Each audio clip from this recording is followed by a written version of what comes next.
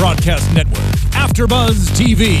Over 20 million weekly downloads in over 150 countries, and your number one source for after-show entertainment.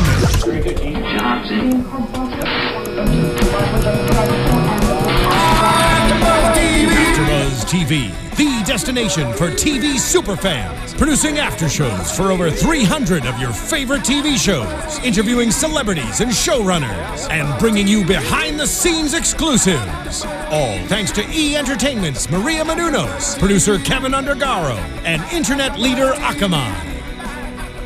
Now, let the buzz begin!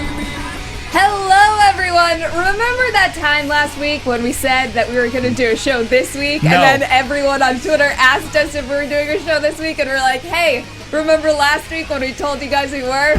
That was fun. Somebody didn't watch the show.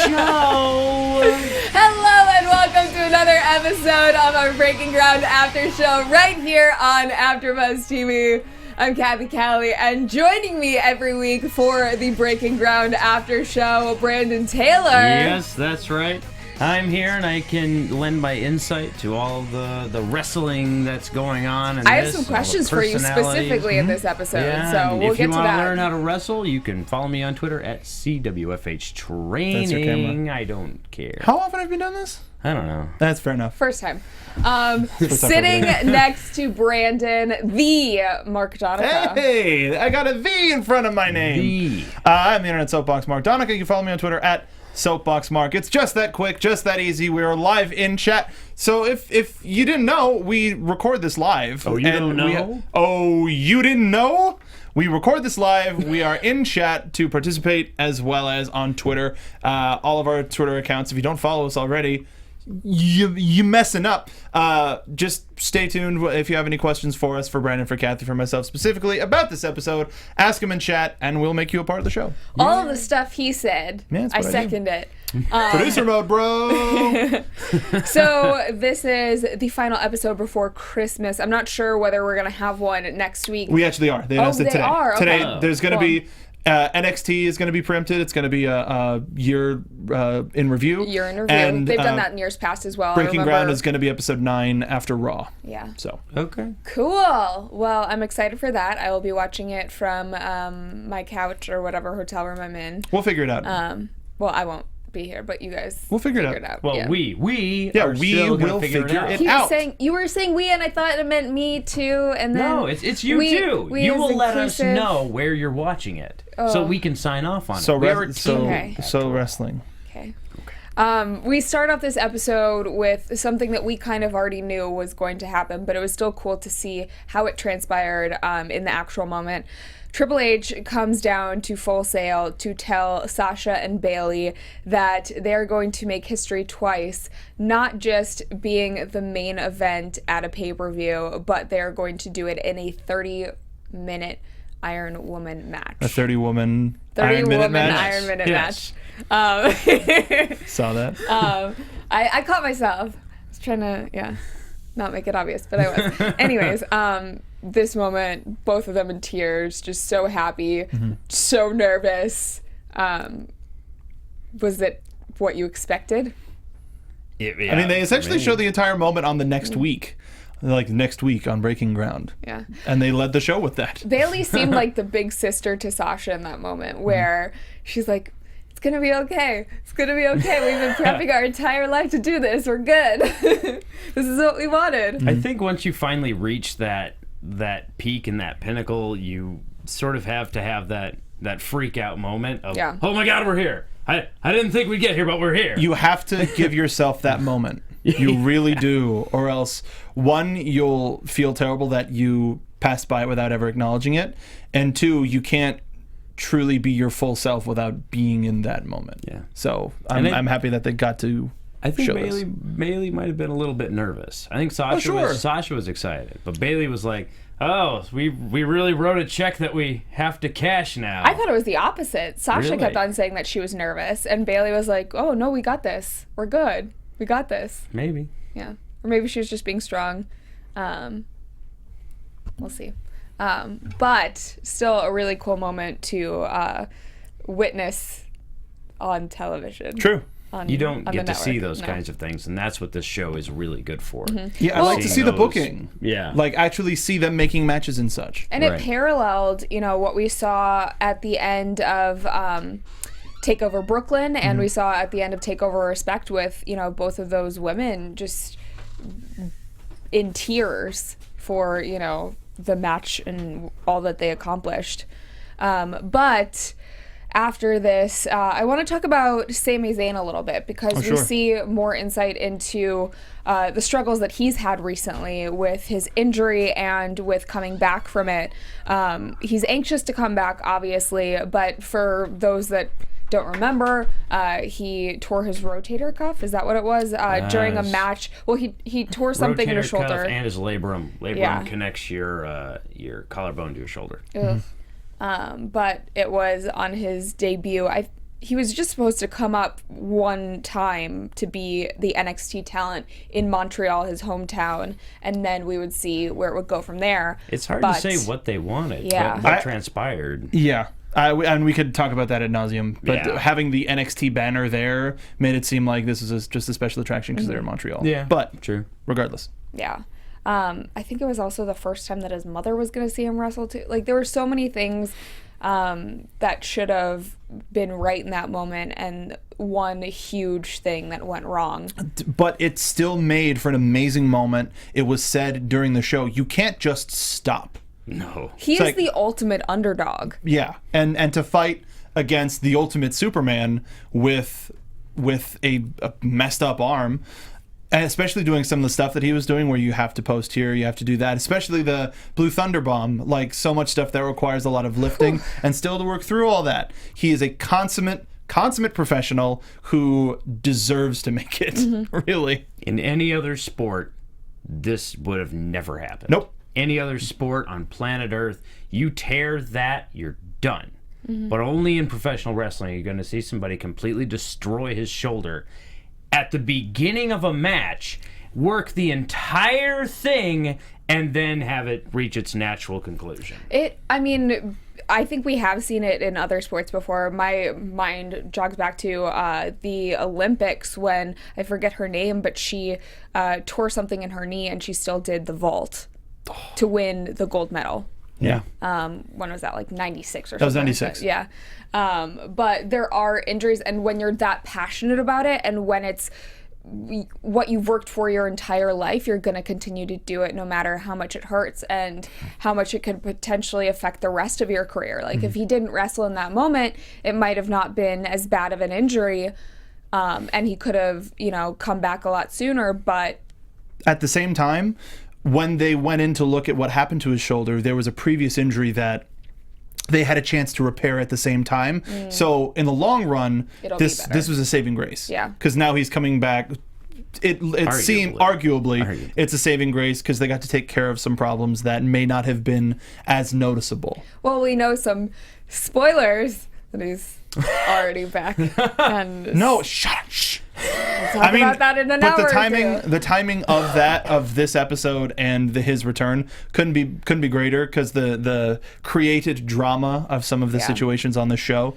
So now you're going to be watching come Wednesday night, going, "Oh, is his debut going to be that much better, or is he going to falter, or is he going to re-injure himself?" They created immediate drama on the show that's debuting tonight. What we do know about Sami Zayn is how incredibly passionate he is about the product, and one of the things that William Regal even said in the episode is when you meet him, he's a normal guy, and then when he goes out there in front of a crowd, he turns into this absolute mega superstar. Yeah.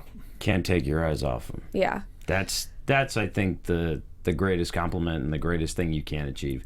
It's once you pass that curtain, you stop being a person and you start being a demigod. Charisma is his middle name. Yes. Like if you look up a Does Sami picture. Zayn have a middle name? Yeah, it's Charisma. Oh. They just don't. He's just not billed with it. Sami C. Zayn. Yeah. Mm-hmm. Okay. But like we saw in today's episode, his passion behind it, he's going to have a very long career, whether it's as a performer or behind the scenes. He said that his passion and what he wants to do when he's done with all of this is he wants to train. He wants to continue to stay in the industry. And we saw him giving pointers to Eva Marie later in the episode as well. I mean, this is a business that if you choose to be in it, there's a spot for you. If you want to be in the business, there's a spot for anybody. Even if you're done as an in-ring performer. Doesn't mean you're going to make money. Stick around. No, absolutely. I never said that. Yeah. I No. never said anything about money. But It's if you the want to be in business it, itself. you can be in it. Okay. We see another person who got injured recently and is making his comeback, Tino Sabatelli. And he is finally getting a shot at a live event against Apollo Crews, who we all know the company is very high on right now. It seemed like, though, to me at least, that in this episode he spent a lot more time focusing on his looks and appearance than he did his in-ring skills and his promos. So glad you said that. Yeah. How do you prep for a match with Apollo Crews? Well, I'm going to get my suit fitted. And I'm going to make sure my car is washed and Right. yeah. Because Apollo Crews cares about all of those things, and you're going to beat him with your suit, with your car, with your tan. This is not how you beat a top-level athlete like Apollo Crews. You get in that ring, and you do whatever steps you have to do to better yourself going into this, because it's an opportunity. You do not get opportunities like this every day. That's fine if that's how you want to spend your off time, but I think that, and maybe he does spend more hours in the ring than we saw him in this episode, but the way that this was cut, and I really hope that that's not the case, is he, cared more about how he looked and whatever else. Do you think the live booking was a setup as a result of the show? Like, do you think they would give a guy who just came back an opportunity to work with the number one contender at a house show? I think, yeah. Yes. I think they Yeah. like him. Yeah. Okay. I mean, you look at Sabatelli, you go, yeah, this guy's got... He's definitely got the look. He's got the thing. And that doesn't mean that he was booked in a long match. He could have been booked in a squash match. He could have been. Now, with Breaking Ground, we're starting to see more people come to the forefront seemingly quicker. Because now that the public knows them, the public wants to see more about them. So you put them in these situations to where there can be the crossover between, oh, we saw Tino at a live show, he's that guy from Breaking Ground, or you go to a live show, who's this guy, Tino I'm gonna look him up. Oh, he's on their show Breaking Ground. So it's a synergy type of thing, which I can totally understand. But he has the athleticism. He looks like a wrestler. He does. He looks, that was the thing, is him coming out. He started to nail some of the stuff and some of the notes that he had got previously. But then once he got in the ring was when you would start to see it's the small stuff. Because he even says later after the match, oh, I thought it went great. So, well, yeah, and you have to be very critical of yourself in that situation. I wanted to ask you, Brandon, specifically of the move that he botched against Apollo Crews. How much does that affect you? Is that something that could potentially really injure Apollo, or was that over dramatized? That was over dramatized. Okay. That's the way he landed. There's no way to cross over. It just didn't look good. It didn't look good at all. And that was one of Apollo's big spots. That drop kick is one of the most beautiful drop kicks in the world. A man that size being able to get that high and hit something that pretty. And the fact that Tino didn't take it the right way takes away from it. So as a guy doing that move, you have every right to be angry that the guy just did not make your move look as pretty as it could have been. That was really the biggest thing. Absolutely. Yeah. I wasn't worried about him like getting hurt or anything. If he took it a different way, I could understand. But he just totally dodged it and maybe caught toe on shoulder. Maybe. I mean, it was a spin out. If he was just to go straight down, then that's a dangerous point. But he just went out, and it's safe, but it looks like crap. Yeah. Utter Did you crap. see the punches that he was throwing? The camera did not lend to making them really visible because it was with the right hand, so you caught more of his back as he was throwing it. So you really can't see the punch itself. But if they say it's bad, it's bad. Yeah. But also, speaking of if they say it was bad, did you notice that Scott Dawson probably was the one producing that match? Yeah. Beyond excited to hear that he's in that role too. and I think it serves him well too. Yeah. I mean, that's from broadcasting. I know that the best way to learn is to direct, to run teleprompter, to learn everything. Yep. And I'm sure that's the same thing with wrestling as well. You learn just as much from training other people as you do from being in training yourself. Oh, absolutely. You learn how to break down everything. So if you don't necessarily understand something completely, if you're able to break it down into all of the tiny movements that create the whole picture, then you're able to fully understand what's happening. I wanted to know whether this was something for the show or whether it is true. Matt Bloom took Tino aside after the match and said that he's going to move him back down to the beginner's class of training. The only way to really know is if they do follow there. up next week and we see him hanging out with Robbie Brookside. And at the same time, if he like blasts through it, or if he really takes it to heart, because if I would take that as an opportunity. You either work harder or you get discouraged. Right. True. With something like that, with an opportunity to go back down to that level, most people would see it as a demotion. But it's like, well, so they're doing this on purpose. It's not because they don't like me. They need me to work on something. So you get to fine tune that stuff that people just kind of go, oh, I know it. Cool, I know it, and I'll just keep doing what I'm doing. But if you get a chance to go back and really break down how you do stuff, how you do basic things, then it helps re-inform the stuff up top that you've learned. Absolutely. And it's in anything. The basics are the most important thing in wrestling. And just watching Tino, his basics broke down as the match went on. As it started, he started very strong. He came out to the ring, he looked, and he was hitting all his points. He was hitting everything. But as it went on, he became overexposed would be the proper term. And all of the little things that he's not good at were brought to light. And that's not something you want to do. So you have to go back down. All professionals have to go back and hone their basic things, because if you're not good at that, nothing you do is going to be believable. Nothing. You have to be good at the technical stuff. And you'll never be perfect, but you just have to be as good as you can possibly be. And speaking to that, I really liked how they showed Corbin talking to him. That did, while that could be, it's two characters from Breaking Ground talking, interacting, and crossing storylines. Here is an ex-football player who's been doing this for 3 years. The best person to talk to Tino about it is an ex-football player who's like, this is unlike anything that you're used to. It's gonna take time, and it helped kind of break through for Baron in that aspect, to be like, if he sees somebody in somebody, he's not just going to be a D-bag about it. I also, in Baron's interview, when he said, I really look after him, especially, I see him as someone that I want to help. I don't think that Baron is the type that the producers could go up to him and be like, hey, could you fake saying this? No, that's a genuine thing that Baron actually felt for him to say. And that was presented later when when they showed Scott Hall, and they were going like, everybody saw through your crap. Right? I was like, yep. Speaking of Scott Hall, I did want to mention someone, since we were talking about someone who tries to look the part with Tino, getting his suits and Maserati and everything and looking like the top guy in the company, to someone whose character was based off of that, Scott Hall and Razor Ramon. He comes back to the Performance Center to train everyone, give them advice, and you could tell, a lot of people in the Performance Center, when they were being trained by him, turned back into little kids who used to watch him on television, which was just so cute to see. Okay, Razor. I just got Mr. Hall. I'm sorry. They were marking out. I watched your ladder match 100 times. I bet you. Is that how you would react if you met him? I hope not.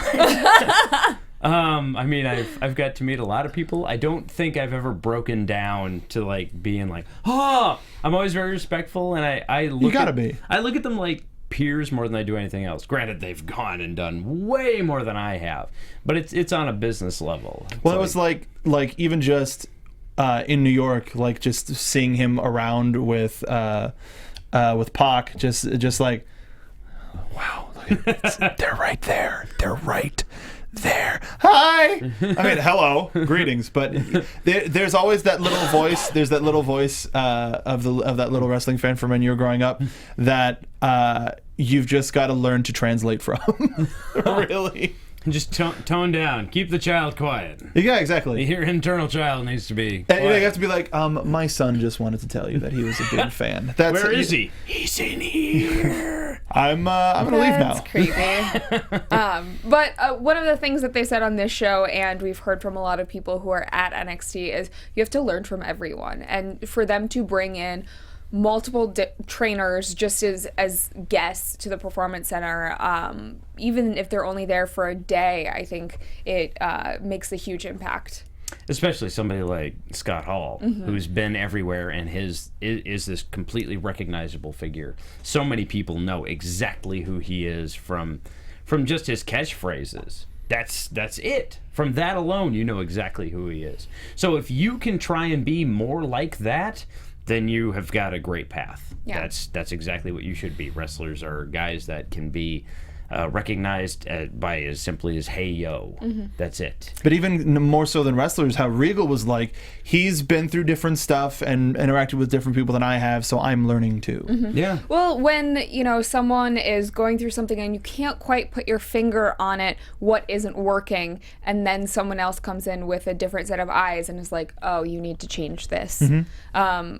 One of the things that we saw Scott Hall give advice on was during promo class. Apollo is struggling with his promos. He's, cutting them, he's memorizing them, and they're good. It's not like he's bad at promos, but Scott helps him and says, that's not how you would talk in real life. That sounds like a promo. You're talking like a promo. So figure out how to phrase it where it still is meaningful, but it's not robotic. Right. It doesn't seem it doesn't seem unlike you. That's the difference. Is it sounds like old school WWF, which is okay, but it's still a character, and we see the teleprompter in your eyes. So I'm happy that somebody with the promo caliber of Scott Hall was able to be like, I want to help you reach this new plateau, and we've been slowly starting to see it since his business with Baron. So it looks like he's taking it and applying it actively from week to week. And I think you should be able to change the way you sound. If you don't like, Well, that Apollo just comes said with he didn't like the way being he comfortable. sounded. Yeah, and that is one of the reasons why I respect him so much, is because he is critical of himself and he wants to be better. Right. It's an important thing to have. So you need to make that change. Yeah. And if you don't like the way you sound, you can change the way you sound. That's what I did. I changed the way I sounded because I didn't think I sounded like a wrestler. Yeah. Wrestlers, they have got this gravitas. They've this thing that you can pretend and make fun of. Yeah. But it's completely there. You just have to do it with practice. I Right. mean, that's all it is. I couldn't even place an order to a Chinese food store when I was in high school, and now I talk for a living. Like, no, literally. Wow. Like, I was too scared to get on the phone. So it's it takes practice. It takes getting comfortable, and My entire life, people have been trying to put corks in my mouth to get me to shut up. So I'm doing fine. Yeah, I'm doing 100% fine, and now I talk reasonably for a living. I'm getting more comfortable with this. Slowly. with being you. Yeah. Yeah. I don't like It's it. weird. I don't like it either. So another thing that is featured during this episode is Josh from Tough Enough. He has made the transition to Orlando, but he wanted to move his family there as well. He has a 3-year-old daughter and his woman, and he gets advice from, I forget who it was on the episode. Brookside. Brookside? Yeah. Okay. About moving them down and how it's, going to be a transition, but it's a good thing. Yeah. So seems like he's settling in. It's a setup. It's just a setup daughter's for so bigger cute. things to come. Yeah. Yeah. And now that he doesn't have to worry about them coming and the moving process, he can finally really, as he said, plant his seeds and just go. Just go. Yeah. We see Dana Brooke in this episode. She is working out with one of her friends and fellow NXT wrestler Billy Kay. Yep. They're working out, and that's about it. But later in the episode, I guess this is one of the tie-overs to next week's episode is Dana Brooke is in the ring. She's talking about how Asuka came in and a lot of girls would be threatened because Asuka moved very quickly to the top of the roster of the women. And she has a very different style. It's strong style, for short. And so Dana is in the ring training with her, takes a really bad bump, and she can tell that something is wrong. So we don't really know how serious that is. It looked good to me. It looks fine. That's the thing about wrestling injuries.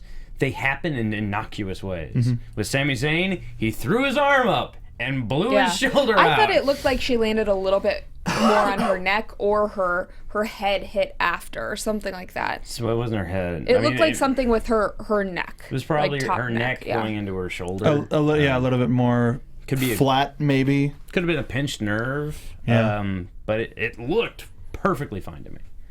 But that's just how. Yeah, these things I had happen. to keep going back and watch it, and I was like, okay, so it was something not as apparent.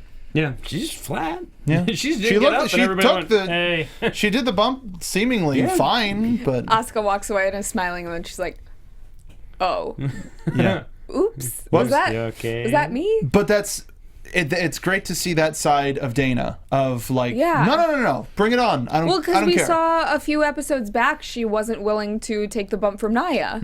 So. Yes. Speaking of Nia, she is getting ready. She's gearing up for her first match. Hey. Boo.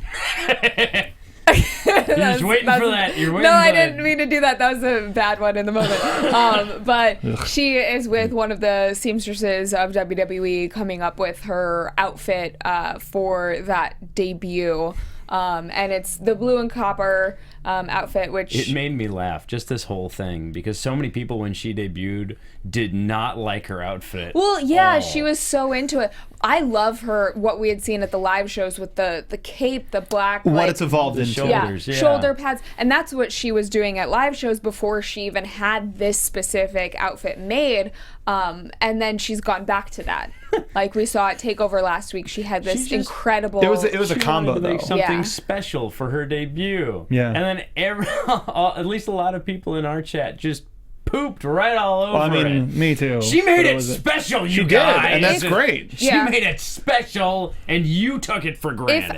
If that was the first time we saw her, I think I would have liked it. I would have just liked her in general. But because we've seen what else she has in her outfits, like I'm like, oh wait, no, girl, I like the other stuff. It was just the beginning. Yeah, it was. I mean, at the end of the day, it didn't hurt her at all. And also, speaking of this segment and going back to promo class, we're seeing so much Hugo Knox. I was just going to say Has he been cleared, damn it? Hugo Knox has been all over this show. He's been in almost every episode. He's done the live events recently. That's right, and he's been He's doing done a lot of in-ring stuff, and he's been doing the He worked with tests. Sabatelli when Sabatelli he was doing the in-ring He tests. just He's seems like a guy everywhere. that he looks like he's ready. I mean, he looks definitely like he's ready. He looks like he's ready. But what we've seen in promo class, what we've seen with his personality, it seems like he would be a good fit on NXT TV. It's just maybe it's finding a spot because there are a lot of guys up there right now, and especially a lot of guys who are at the top of that, from Baron Corbin to Apollo Crews to Finn Balor to Samoa Joe.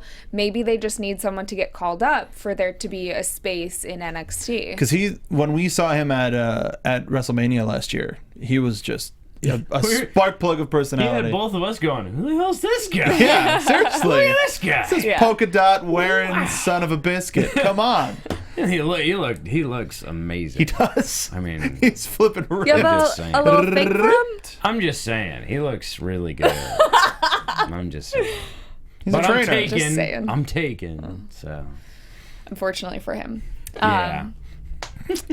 But yes, moving on, we see someone who is just living the gimmick, Mojo Raleigh, throwing a party. He just bought his house, and he wants to break it in with a house party. He has a party robe. He does have That's a party how robe. seriously he takes this. He has official garments We that saw he wears. our friend Alicia Way there. Yep, Alicia was there. At the party, and several other girls, and this seemed like something that was staged for the show. Sure. I have to say. Maybe. Hey Mojo, you I want to? don't doubt that he has parties. Sure, But but hey Mojo, do you want to do a housewarming party? We could be there. Just like you don't have to ask me. Like I was gonna go into full Mojo, but I don't want to. I don't have that type of energy. But it was just him going full tilt. Like I've been waiting for you to ask this question since the show started. Let's do a Cribs, but it's all my house. Yeah, why haven't we done a full Cribs with his house? I'm sure I'm sure it's on the cutting room floor. Yeah. That'll be on the season 1 DVD.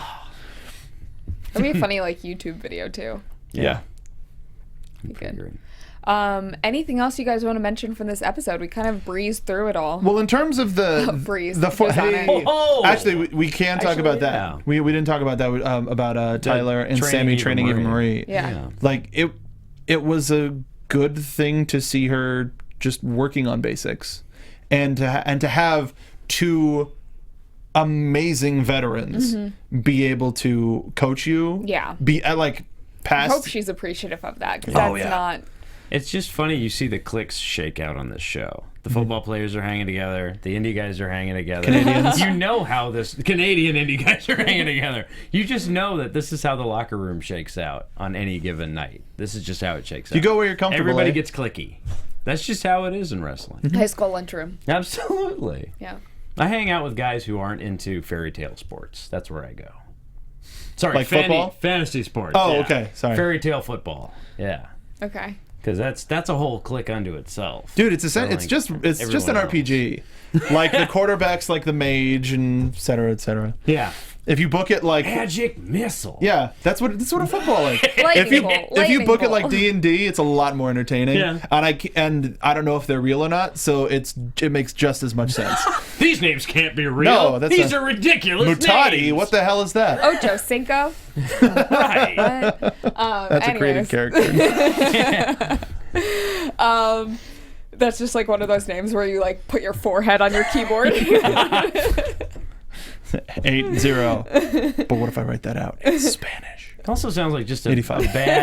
bad voice to text. I didn't say Ocho Cinco. What is wrong with you? Stupid Sends Siri. in. Damn All it. right, we're putting all of you new merchandise with Ocho Cinco. No. But having, like you mentioned earlier, with people finding different ways for them to kind of find their role depending on their physical limitations, seeing Sami so hands-on, hands-off, so to speak, in guiding Eva was And what great for all sides. What he was saying to her was absolutely right, and she should listen to that. When you're Hit some good metaphors too. Did yeah, the exclamation point. I actually hadn't heard that before. I was like, oh, that's different. Use it. It's punctuation. And you do this, it's writing out a sentence. Da-da-da-da-da, period. I like that a lot. That's a really good one. Exclamation point. Exclamation point. Question mark? Question mark. Question mark? That's is that a falsy? Is that like an end of match falsy where everything ends in that? I think that's a bosh. the- What happened there? When you roll out of someone's dropkick. Yeah, right. Question mark. Yeah. Whoops. But even what he was saying just about how something sounds. You can tell something is done right just by the way it sounds. Not even using. You don't your- want the your clunk eyes. clunk. You want the. Right. If you do it right, sometimes it'll You're sound welcome. like I'm a, really good at sound you don't effects. want the clunk clunk. You want the poomph. It's my side job. Live in. You're a Foley artist. Yeah. Are you write comic books? You do the impact noises. Poomph. Yes. Kathy Kelly, world's best Foley artist. Pow. But also, even though she didn't have an aside, we learned that Eva Marie can be talked about now on the show, and she's not just somebody in the background. She can She's be a focused, real person. and her name is Anakin. But she can actually have moments on the show, and I would like to Red see Vader. more. All red lightsaber, everything. I would like to see an expanded look on her and her training now. This side of it, as opposed to just, so yeah, I'm meeting with Brian to go train. It's gonna be great. And so instead of the Total Talking Diva about side, it and do it. yeah, instead of the Total Diva side, the Breaking Ground side.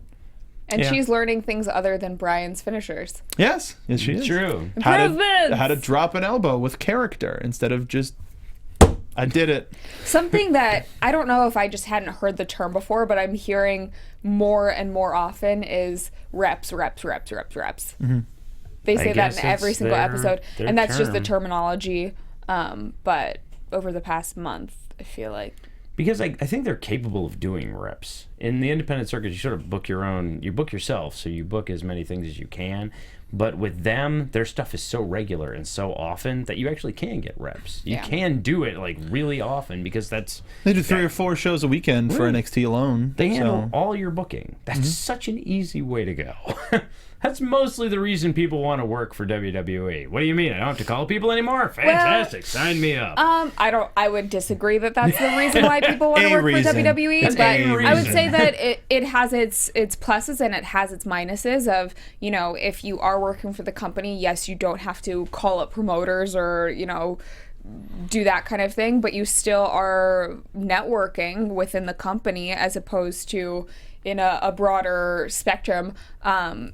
So yeah, you don't have to go in and make those individual phone calls, but when you're on the indies, your fate is in your own hands, yeah. not in someone else's. Well, I so mean, see what happens with our good friend Juice Robinson. The minute he got his release, please book me at this email address. Please Yeah. book me here, and it's with anybody. Please book me here. Please book me here. book me Solomon here. Crow. Oh, Sammy Callahan. Yeah. No. Yeah. Of course, those guys have got the best exposure. That's the thing. They've is been there. They've done now that. people like they just go, here's my new contact email address, and they You- just put you- it out every now and again. If you write that at the top of a wrestling resume, anybody's going to book you. It's Yeah. just a matter of price more than anything else. But they're going to want to book you. That's it. So this is great exposure. I disagree with that because I know someone who was at NXT years ago, and he and I had a conversation about how he can't get booked. I've Interesting. not had this conversation with you. I'm curious as to who it is. But I suppose we will talk later. Don't spread things about people. So No, you that's don't. why I'm You keeping don't. it vague. Kiss and tell. That's not. I'm not Never saying That's an kissed expression. him. Never kissed That's him. an expression, not a literal transposition of what happened. Well, we don't even know who it is, so they might be ugly. You don't. I mean, Are they you're ugly? something to look at. It was, I know I'm ugly. yeah, I know, and that's why I like you. You're honest with yourself. Oh, I thought I made you look good. Well, there's that too. Hairline, but no. I'm not talking about you. I'm talking about me. Oh, I broke her. I got her. You're talking about me. What I was gonna say was. This show got really manic near the end. The physical episode itself started with, we're going to have this line, we're going to have this line, we're going to have this line. And with 7 minutes left, it was like, oh, look at this person. What they're doing. What's that person doing? Oh, look. And then Asuka's in the ring. And then, and it got really Fit manic. in as many and people as possible. Which is weird because just extend the segments of the people that we're following and leave those for the next episode. It's a mad world wrestling entertainment. Well, they might have realized, Fair. oh, wow, we just filmed like X hours of footage and we only have this many episodes cleared. So. Whoops. But I mean, last week's episode was like 42 minutes, and this one was 32. So it's not true. like they could drop down, I think, at the very least to 22 minutes because that's TV. So I think it should be able to go either way, unless they're like, you have to get at least 30 minutes in there. But they don't have to worry about commercials for Breaking Ground, so 30 is fine, but 22 is regular TV. So I think you don't have to sacrifice format just for like stuff like, oh, but we got to fit more stuff in there. And I think that this episode, I don't want to say suffered, but drops down in the pantheon of like physically cut and produced episodes. It just confuses it's not bad. me why there is a lack of consistency in times. Yeah. Like, you don't have a format like you can stick to. I mean, granted, you don't necessarily have to because you're on the network. So you can kind of do whatever you it's feel you need to do. But Essentially the same as when a YouTuber puts out videos. They're not going to say, oh, every single one of my videos has to be 3 minutes exactly, not a second over, not a second under. It's that format where if they feel like they got everything in their episode that they wanted in 22 minutes, great. If they feel like they need 42 minutes for an episode, fine. Like, as long as, I just wish it was more consistent of, we know every single Monday we're going to get a new episode. Yeah, and release. there's not going to be a Monday where we don't. Because there's sometimes like we get it after a pay-per-view sometimes, or we get it after Raw some others, and other weeks we don't get it. So if there was a consistent release schedule, then I think the other parts wouldn't be as, like, we wouldn't be looking at those as much. Because then it's like, well, if we knew what day we're getting these, then we know, all right, well, then at least I can plan out a 35 minute chunk out of my day to watch this show. I think they're in a groove now with Breaking Ground where they've established, because we're familiar with the characters, but we're not familiar necessarily with the people behind the characters. And so we've established the personalities of people, we've established where they are within the company, within training, who their friend groups are, and now we're just kind of seeing more of an inside look into their lives. Yeah. So that's what it's going to continue to be, unless they decide for season 2 to focus on a completely different group of people. Maybe we'll see Hugo Knox as a character. I would like to. That'd be a different way to go. That would be, actually, I'd be very interested in that. And sort of look into how the other ones are doing that were on season 1, but focus mainly on a new group on season 2. I think that's a great way to go. Yeah. Awesome. Well, hell of an episode. Yep. Hopefully you guys will be able to do one next week. I'll let you know which couch I'm watching it from. Please do. Yeah. Can I have you call in? Yeah. I think this time next week I will be doing Sam Roberts' show, so I don't know if I'll be able to have Sam call in too. But never mind. I'm not even going to say that because I don't know if that's true or not. Cool. Yeah, never mind. But I'm gonna not say something. Yeah. Because I don't want to tell tales out of school either. Oh, okay. So. Anyways, really looking forward to having another consistent episode next week. Thank you all for watching. We hope you guys have a very Merry Christmas, and let us know what you thought of this episode. Leave us a comment below on YouTube, rate, subscribe on iTunes, give us 5 stars, tell a friend, because that's how we grow here, and we're able to keep the after shows going, and of course communicate with us on Twitter. Where can they find you, Brandon? They can find me at CWFH Training on Twitter. If you want to know anything about wrestling, you go ahead and tweet me right there, and I'll tweet you right back. Go to nxteam.spreadshirt.com if you want to buy any of the shirts, because they're pretty hot. I mean, and the holidays are here, so I wouldn't be surprised if maybe there was an after Christmas sale. I mean, why not? Maybe some Boxing new Day? shirts. Yeah. Maybe some new shirts. Yeah, both y'all gotta confirm some stuff. I confirmed it. Oh, did you? Yeah. Oh, whoops. All right. Well, then, yeah, we will have new shirts coming out before the end of the year. For some people named Kathy Kelly. Not all, just some. But you can follow me on Twitter at SoapboxMark. We're going to be doing NXT right after the live show ends. So come back here 6 p.m. We're going to be live. As Kathy mentioned, we're going to be figuring out how we're going to be doing Breaking Ground next week. But we will be doing Breaking Ground next week. So please come back in. I was on Hot Pepper Gaming this week. It was fun. It was interesting. It hurt a bit. Go to hotpeppergaming.com. I did a review of Star Wars Battlefront. It was a lot of fun. Miss Kathy Kelly. Do you still have all of your taste buds? I do. Oh. I've been eating a lot more spicy food since. You kind of grow a callus on your tongue. Tolerance. You can find me on Twitter at Catherine Kelly. You can find me on Instagram at Kathy Kelly. Follow all of us here on Twitter and Instagram at AfterBuzz TV. And have a Merry Christmas. We will see you next week. Merry Christmas. From executive producers Maria Menounos, Kevin Undergaro, Phil Svitek, and the entire AfterBuzz TV staff, we would like to thank you for listening to the AfterBuzz TV network. To watch or listen to other after shows and post comments or questions, be sure to visit AfterBuzzTV.com. I'm Sir Richard Wentworth, and this has been a presentation of AfterBuzz TV. Buzz you later. The views expressed herein are those of the hosts only and do not necessarily reflect the views of AfterBuzz TV or its owners or principals.